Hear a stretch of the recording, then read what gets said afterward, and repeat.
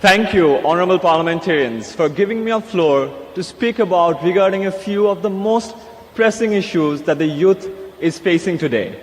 I'm Ayman Sadiq, founder of 10 Minute School, where we teach more than 150,000 students every single day, and that too completely free of cost.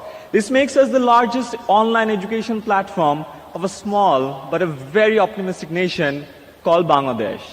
When I used to teach back in 2013 in an offline class, the number of students attending in one class was only 40. Only a year later, when I took the same class online, the number of students attending that same class was 500,000.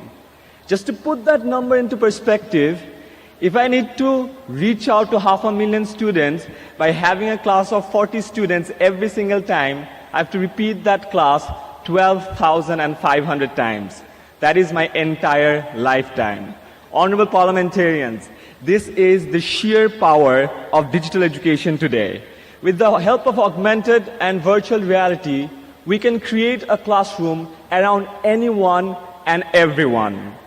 Through the power of digitalization, we need to ensure that every bit of our educational content is reaching out to every student to the distant corner of the world, regardless where they belong or what the economic conditions are. We can create the content if you can give us the platform. We can teach, and you can give us the access and reach. Together, we can bring down the barriers of quality education to virtually zero. Honorable parliamentarians, I believe there is a detachment between the policymakers and us, the youth. Don't get me wrong, I'm not saying we dislike each other. It's probably because of the fact that we never really met in the same field. When you're at the press conferences discussing about pressing issues, we're probably browsing YouTube or Facebook searching for the same news. Why don't we bridge the gap of communication by meeting virtually?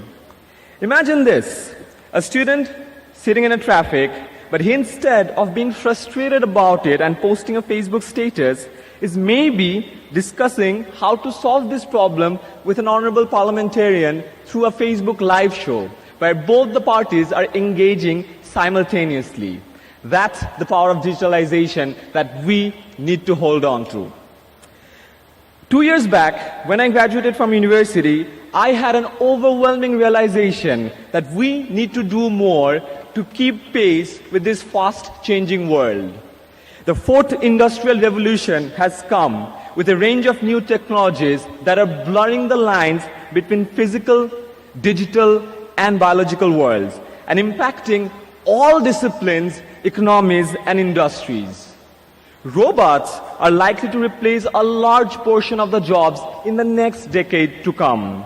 While older jobs are being scrapped, newer ones are coming up every day, which we hardly even know of.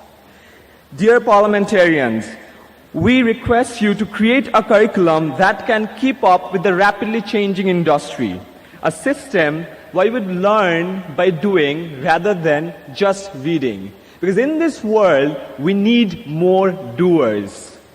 Our education system should shift from literacy and memory-based system to a more skill-based curriculum.